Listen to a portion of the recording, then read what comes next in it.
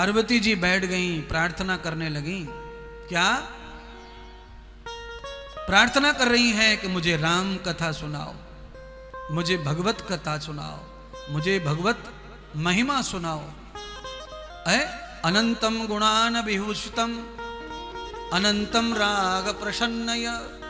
भगवान के राग अनुराग के बारे में बताओ, भगवान के गुणातीत होने के बारे में बताओ। भगवान के गुण क्या हैं, स्वभाव क्या हैं, भगवान के लक्षण क्या हैं, वो मुझे बताइए, मैं आपके मुंह से सुनना चाहती हूँ। आहा, ऐसी जोड़ी होनी चाहिए पति पत्नी की जिनमें विवाह के बाद नए हाथों में मेहंदी लगी है, श्रृंगार हो रहे हैं और भगवान की चर्चा हो रही है, पति पत्नी में सत्संग हो रहा है। बड़ा कठिन है अब ऐसा होना तो इस युग में, इस युग में बहुत कठिन है। इस युग में क्या हो रहा है, हाथ में मोबाइल लगा हुआ है, शादी हुए अभी 3 दिन पहले शादी हुई है, लड़की कह रही है मेरा हाथ पकड़ो, सेल्फी लेनी है, तो हाथ पकड़ के नीचे लटक जाती है पहाड़ पे, और ऊपर से पति खींच रहा है, नीचे लटक रही है, हिल रही है और कह रही है सेल्फी लो सेल्फी लो सेल्फी लो। ये हाल है। बोलिए अब क्या करेंगे शादी का। विवाह का महत्व समाप्त हो रहा है, लग्न का महत्व समाप्त हो रहा है। अब क्या रह जा रहा है, गंधर्व रह जा रहा है। 8 प्रकार के विवाह होते हैं, उसमें से सबसे निकृष्ट विवाह यही है, अधम कोटि का विवाह है ये, जो कलयुग में बिरले प्राणी को सौभाग्य मिल रहा है विवाह करने का। बाकी तो सब गंधर्व विवाह कर रहे हैं, उसका परिणाम ठीक नहीं रहता है, उसका परिणाम अच्छा नहीं रहता है। ऐसा विवाह करने से राष्ट्र का निर्माण नहीं हो सकता, समाज का निर्माण नहीं हो सकता। आप कल्पना कर लेना, इस प्रकार के विवाह का परिणाम अच्छा नहीं आएगा। पार्वती जी का जो विवाह है वो कैसा है महाराज।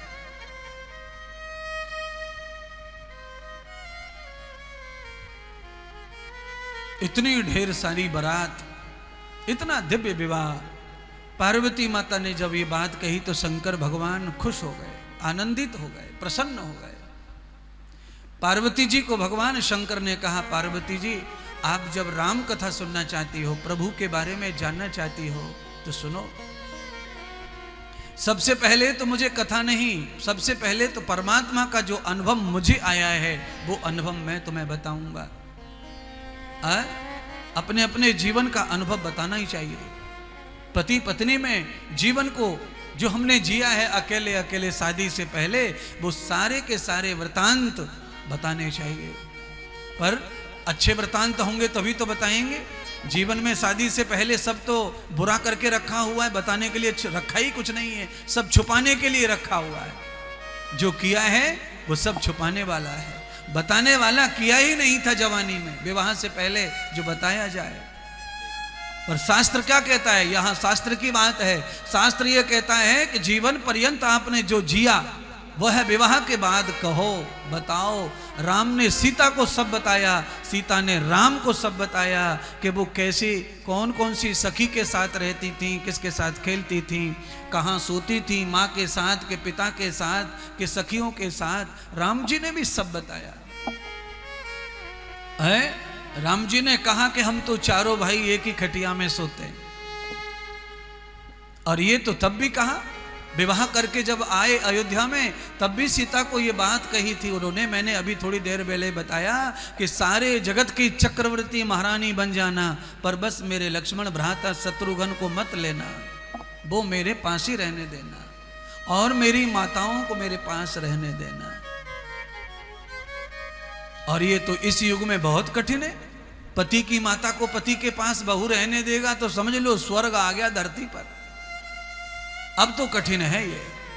अब तो कोई बिरली 2% बहू ऐसी होंगी जो पति की माता को पति के साथ रहने दें और पति की माँ में घुसुर पुसुर होने दें और खुश रहें कि मेरा भाग्य अच्छा है कि मेरे सास में और मेरे पति में इतनी बनती है, इतनी पटती है। नहीं तो महाराज, सास में और सास के बेटे में ज़्यादा पटती हो तो बहू के आग लगी रहे और सीधो फोन लगावे घर पे, रोज माँ को बतावे कि ये तो मैया को गुलाम है, अपनी माँ को ही गुलाम है, ये तो मैया को ही गुलाम है, वही की बातन ने माने, वही के कहे में चले। अब बताओ, उसका बेटा है, उसके कहे में चलेगा, इसको हमारे यहाँ संस्कार कहते हैं, और बहू को यही खराब लगता है। और तेरा बेटा तेरे कहे में नहीं रहेगा, तब पता चलेगा तुझको। आज तू सास को चाहे जो कह ले, अपने पति से माथा फोड़ ले, उसे रुला ले, चिढ़ा ले, कुछ भी थका ले, मजबूर कर ले मां से अलग करने के लिए, हो जाएगा अलग डर के मारे मजबूरन। और कुछ तो पूरे निकम्मे हैं, वो तो मजबूरन क्या पहले से रेडी बैठे रहते हैं, कब शादी हो और कब मैया को बाप को छोड़ू। और कुछ मजबूरन अलग होते हैं बेचारे। मैं किसी के ऊपर कोई टिप्पणी नहीं कर रहा हूं, मैं केवल पुराने समय को और नए समय को जोड़ के दिखा रहा हूं। देखो भाई तस्वीर, ये है तस्वीर आज की और पुरानी। और हमारे यहाँ कहावत है, आप सब जानते हैं वो कहावत। कौन सी कहावत है, सुनाओ महाराज। सुनाते हैं कि एक नाई बाल काट रहा था किसी ठाकुर के, तो उस ठाकुर ने कहा, रे कैसे काट रहे हो बाल, दिखाइयो कितने काट रहे हो। तो नाई जो नाई था उसने कहा, महाराज ठाकुर साहब बालों के बारे में पूछनो का है, आंख न के आगे गिरेंगे, सब पतो चली जाएगी तुम्हें कि कैसो काट रहे हो, कहाँ काट रहे हो। तो बस वही मैं बताना चाहता हूं आपको कि आगे आगे होता है क्या, ये पूछने की जरूरत नहीं है, सबके आगे आने वाला है, क्योंकि समय ऐसा आ गया है। इसीलिए बेहद जरूरत है अच्छे महात्माओं के उपदेश की, प्रवचन की। ये उड़ी उड़ैया बातें सुनने से कुछ नहीं मिलेगा, टोना टोटका सुनने से कुछ नहीं मिलेगा, उपाय सोचने से कुछ नहीं मिलेगा। जब तक विचारों की शक्ति तुम्हारे अंदर नहीं समाएगी, जीवन टिकने वाला नहीं। जीवन को टिकाऊ बनाना है तो तभी बनेगा जीवन टिकाऊ।